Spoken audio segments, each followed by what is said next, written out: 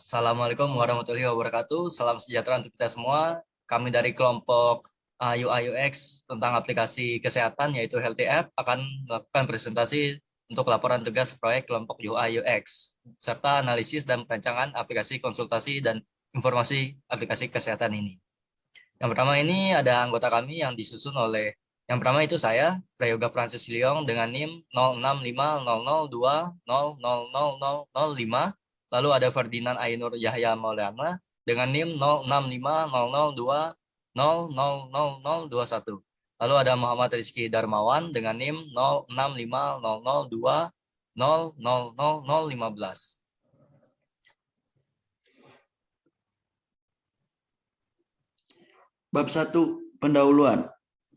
Latar belakang. Kesehatan merupakan hal yang sangat penting bagi semua manusia karena tanpa kesehatan yang baik, maka setiap manusia akan sulit dalam melaksanakan aktivitasnya sehari-hari. Kesehatan juga merupakan suatu gejala di mana kondisi tubuh maupun jiwa dalam kondisi yang produktif, baik dari segi fisik, mental, sosial, maupun ekonomi. Di mana kesehatan suatu kondisi tubuh yang sangat penting dalam menjalani aktivitas dalam kehidupan sehari-hari. Tanpa kesehatan akan menghambat aktivitas dalam kehidupan bagi rohani maupun jasmani.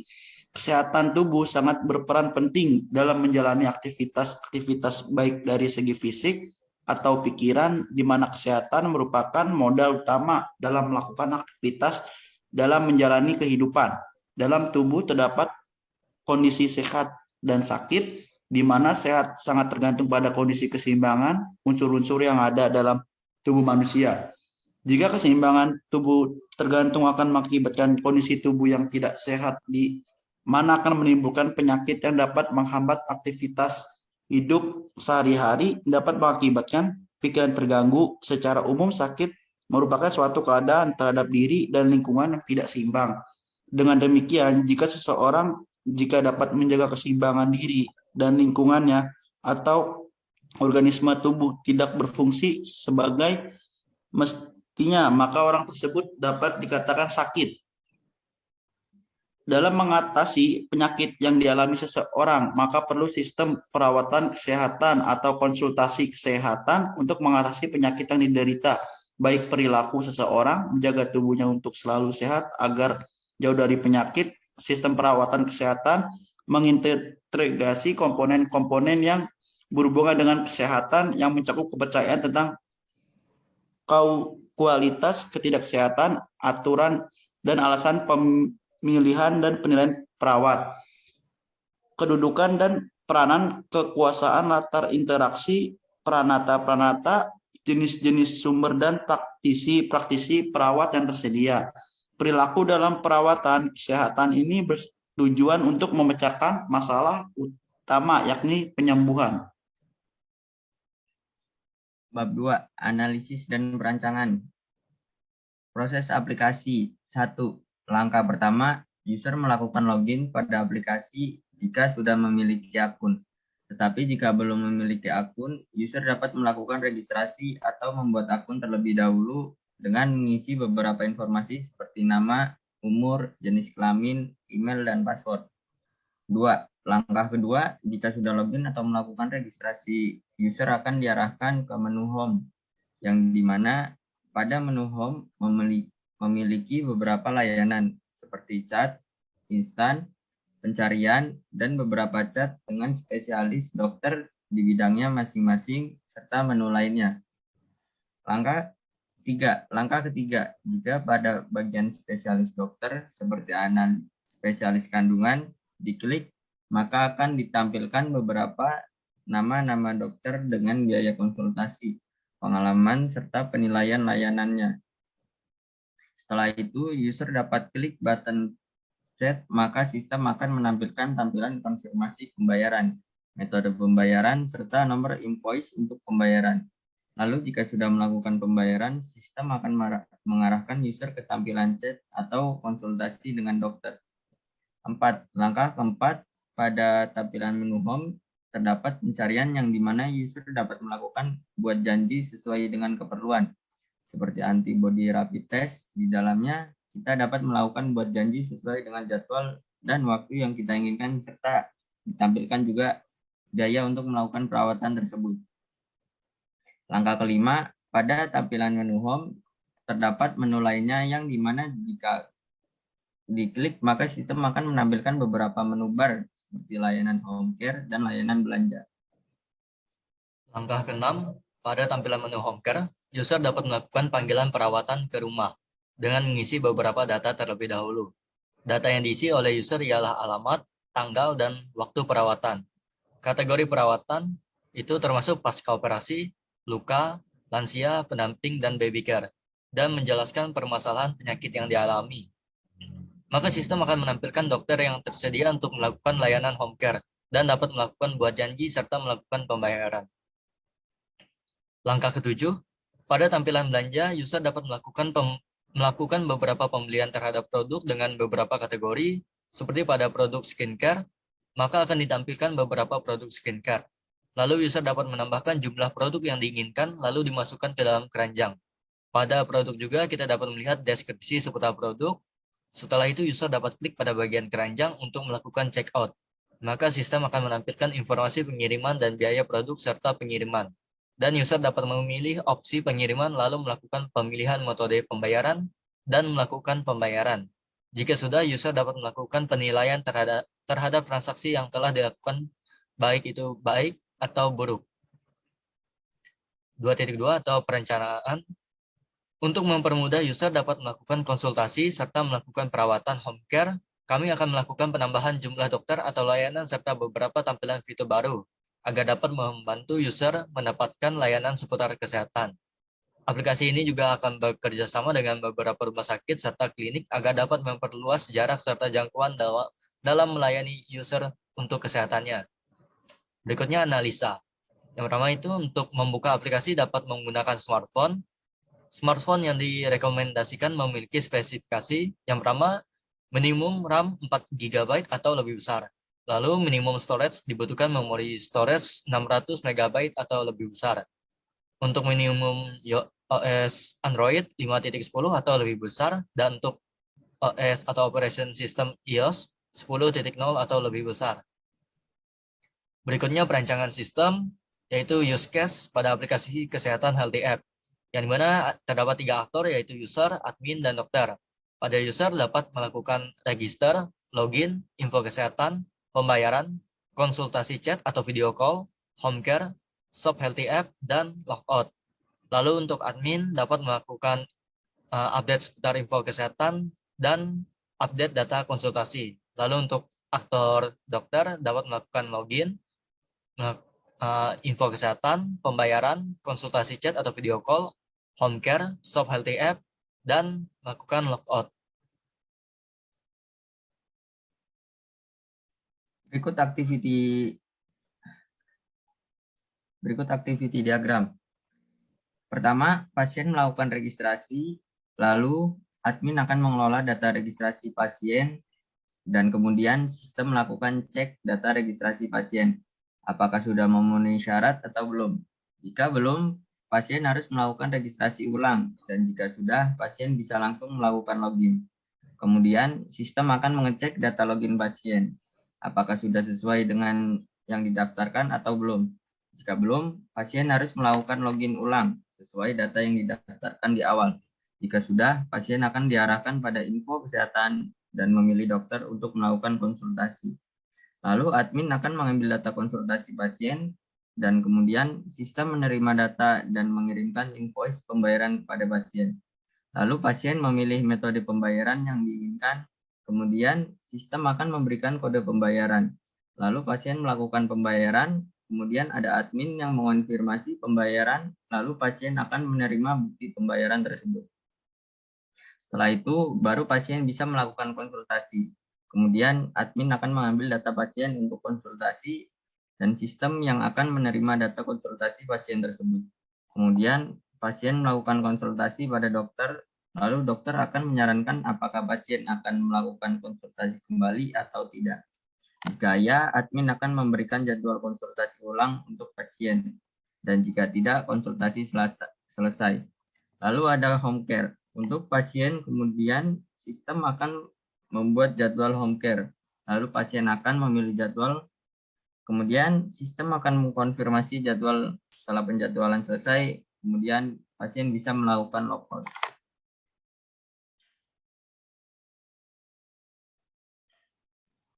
Activity diagram pembelian obat atau produk.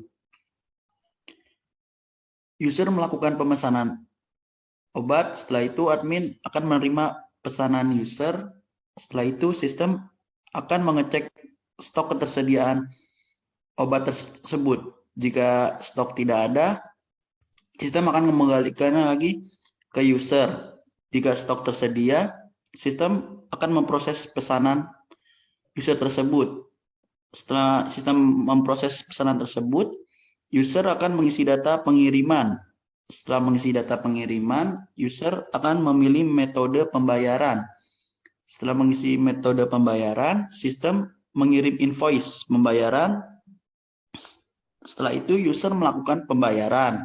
Setelah user melakukan pembayaran, admin akan mengkonfirmasi pembayaran user. Setelah itu sistem akan pembayaran dikonfirmasi. Setelah itu sistem akan mengirim bukti pembayaran.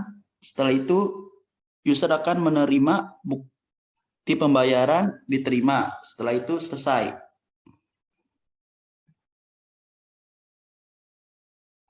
Berikutnya ada tampilan untuk bab 3 atau survei, tapi sebelum kita melihat survei ini, kita dapat melakukan demo terhadap aplikasi.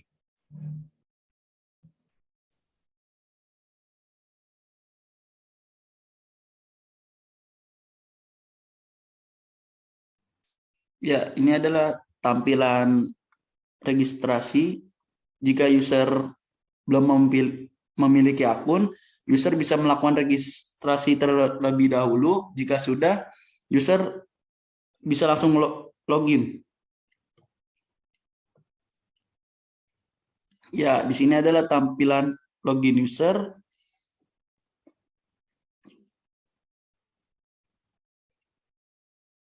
Ini adalah tampilan menu home dari aplikasi yang kami buat. Di sini terdapat menu COVID-19, terdapat juga menu dokter umum, terdapat menu spesialis kandungan, terdapat menu spesialis kulit, terdapat menu psikolog klinis, spesialis anak, dan menu spesialis penyakit dalam dan dokter gigi. Di sini saya akan mencontohkan satu menu, yaitu spesialis kandungan. Di sini terdapat beberapa dokter, spesialis kandungan, dan di sini juga terdapat fitur chat.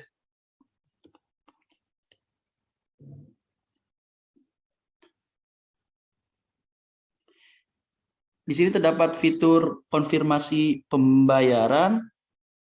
Di sini juga terdapat masukkan kode promo. Setelah memasukkan kode promo, setelah itu dikonfirmasi. Di sini juga terdapat metode pembayaran, bisa memilih metode pembayaran melalui Dana atau GoPay, dan bisa wallet atau kredit atau debit. Nah, di sini contoh pembayaran metode dengan kredit atau debit. Di sini bisa dipilih bank mana yang user punya.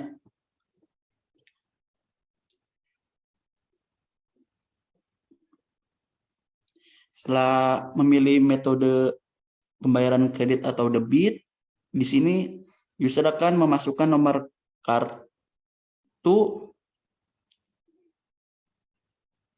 dan memasukkan berlaku hingga, dan setelah itu melakukan pembayaran.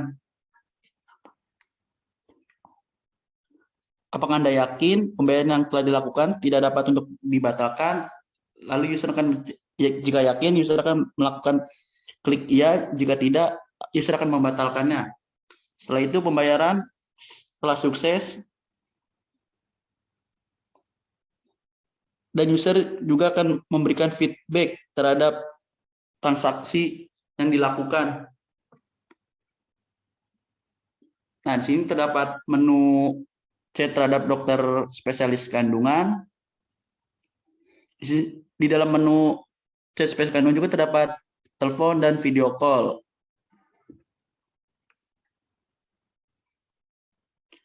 Nah, jika sudah selesai melakukan konsultasi, user akan memilih, jika sudah, user akan memilih ya, jika tidak, user akan mengklik tidak.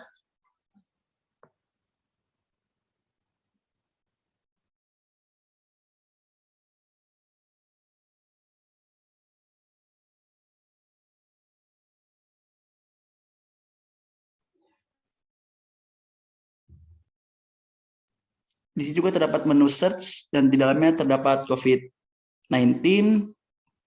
Di dalam COVID-19 terdapat kayak antibody rapid test, antibody rapid test, dan PCR non-swab. Saya akan menjelaskan contoh satu antibody rapid test. Buat janji, di sini terdapat halaman untuk buat janji. Di sini terdapat rumah sakit saya Ujung Tanjung dan terdapat harga yang akan dibayar. Di sini user bisa memilih jadwal yang telah tersedia di aplikasi. User bisa melakukan klik pagi atau siang atau sore. Setelah sudah menentukan jadwal, tinggal klik buat janji. Jika user sudah yakin jadwal tersebut, user akan mengklik ya. Jika user tidak yakin dengan jadwal tersebut, user akan membatalkan atau memencet tidak. Setelah itu terdapat pesan jadwal telah berhasil dibuat. Setelah itu mengklik OK. Setelah itu akan kembali lagi ke menu search COVID-19 tersebut. Selanjutnya ada menu lainnya. Misalkan kita klik, maka akan menampilkan menu lainnya seperti spesialis mata, home care, dan belanja. Lalu kita dapat klik menu home care tersebut atau fitur home care ini. Kita klik, maka fitur home care ini atau layanan home care akan mengeluarkan data-data yang harus kita isi, misalkan dari alamat, tanggal dan waktu. Misalkan di tanggal kita klik jam 9, di waktu jam 9, lalu kita dapat memilih kategorinya apa. Misalkan perawatan pasca operasi, perawatan luka, perawatan untuk lansia, perawatan untuk pendamping, dan perawatan baby care. Misalkan kita klik perawatan baby care, lalu berikutnya kita ada keluhan, kita dapat menjelaskan keluhan yang kita miliki. Lalu kita dapat klik cari dokter, maka sistem akan menampilkan dokter yang tersedia untuk melakukan home care tersebut. Lalu berikutnya kita dapat klik buat janji, lalu berikut ialah tampilan untuk konfirmasi pembayaran, mulai dari biaya yang harus kita bayar kepada dokter tersebut, lalu kita lakukan konfirmasi. Lalu berikutnya kita dapat memilih metode pembayaran, misalkan di wallet kita dapat memilih Dana atau GoPay, lalu misalkan di kredit atau debit kita dapat memilih bank virtual akun yang kita miliki ataupun di kredit. Misalkan kita klik di BRI virtual akun, maka akan keluar tampilan pembayaran seperti ini, lalu pembayaran berhasil jika pembayaran telah dilakukan. Lalu kita dapat menanggapi transaksi tadi baik atau buruk. Misalkan kita pilih baik, maka tampilan akan kembali seperti ini. Berikutnya ada menu belanja di skincare. Berikut kategori yang ada pada menu belanja. Skincare, perawatan hewan, makanan dan minuman, perawatan kulit, alat kesehatan, batuk dan flu, mulut dan tenggorokan, antibiotik, dan anti jamur. Berikut saya akan menerangkan salah satu dari menu belanja ini. Berikut tampilan menu belanja pada skincare.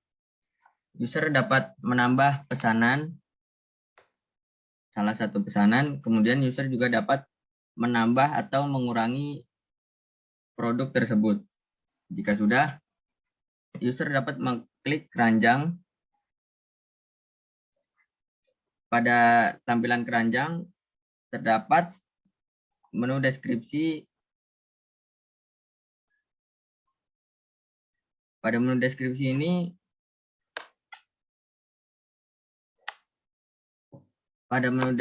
ini, adalah deskripsi dari produk yang ingin dibeli oleh user. Kemudian user dapat mengklik tambah ke keranjang, lalu akan diarahkan ke tampilan checkout.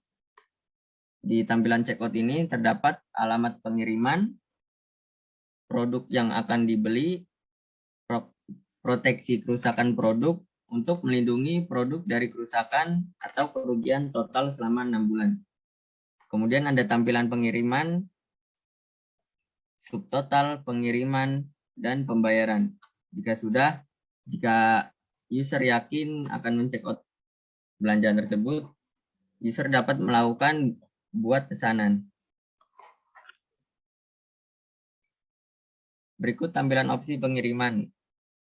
Pilih jasa pengiriman, estimasi tanggal,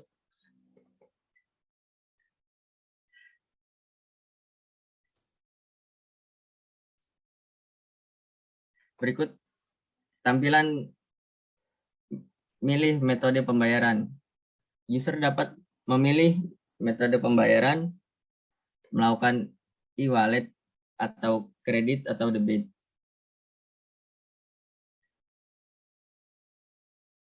Berikut tampilan debit, pembayaran pada metode debit. User dapat memasukkan nomor kartu yang user punya. Jika sudah, user bisa mengklik bayar. Jika user sudah yakin dengan pembayaran tersebut, user bisa memilih ya, dan jika belum yakin, user bisa memilih tidak. Berikut tampilan jika pembayaran sudah selesai dan user dapat memberikan feedback kepada aplikasi kami.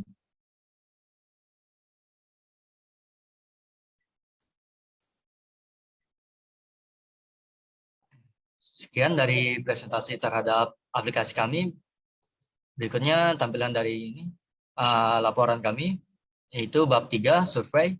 Survei ini dilakukan untuk melihat tanggapan responden tentang aplikasi yang dibuat, serta untuk dilakukannya perbaikan jika ada kekurangan pada aplikasi. Berikut ini hasil dari kuesioner yang sudah diberikan kepada responden. Yang pertama itu ada umur. Dari 23 responden, kebanyakan responden kami menjawab di usia 20 tahun dan di 19 tahun. Sedangkan sisanya ada di usia 18 tahun, 23 tahun, 25 tahun, dan 28 tahun. Berikutnya ada jenis kelamin. Dari 23 responden, sebanyak 39,1% menjawab perempuan dan 60,9% menjawab laki-laki. Lalu berikutnya ada pekerjaan. Dari 23 responden ini, kebanyakan yang menjawab ialah mahasiswa, sedangkan sisanya ada yang buruh, dokter, perawat, dan wira swasta, dan yang lainnya. Lalu untuk tempat tinggal, dari 23 jawaban atau responden, ada yang tinggal di Banten, Bekasi, Jakarta, Kalimantan Selatan, Kalimantan Tengah, Pontianak, Surabaya, Bogor, Jawa Barat, dan kebanyakan berada di daerah Bekasi atau Jakarta. Berikut untuk kuesioner seputar aplikasi, yaitu fitur-fitur apakah fitur-fitur aplikasi ini sudah lengkap. Untuk angka 1 dan angka 5 ini dari skala angka 1 sangat tidak setuju, dan skala 5 atau angka 5 ini sangat setuju. Yang pertama itu kebanyakan responden kami memilih di skala sangat setuju, yaitu sebanyak 43,5%, dan di skala 4 sebanyak 43,5%, dan di skala 3 13%. Lalu apakah aplikasi ini mudah digunakan? Responden kami menjawab sangat setuju, yaitu sebanyak 9 responden atau 39,1% memilih skala 5, lalu di skala 4 sebanyak 39,1%, lalu di skala 3 sebanyak 21,7%. Lalu untuk kuesioner berikutnya, yaitu apakah saya membutuhkan bantuan orang teknik untuk penggunaan aplikasi? Di skala 1 sebanyak 2 responden atau 8,7%. Begitu juga di skala 2 terdapat 2 responden, lalu di skala 3 sebanyak 7 responden atau 30,4%. Lalu di skala 4 sebanyak 13%, dan di skala 5 sebanyak 39,1%. Lalu berikutnya, apakah aplikasi ini terlalu banyak fitur? Dari skala 1 sampai skala 5, di skala 1 sebanyak 1 responden memilih di skala 1 atau 4,3%. Di skala 2 sebanyak 4 responden atau 17,4%.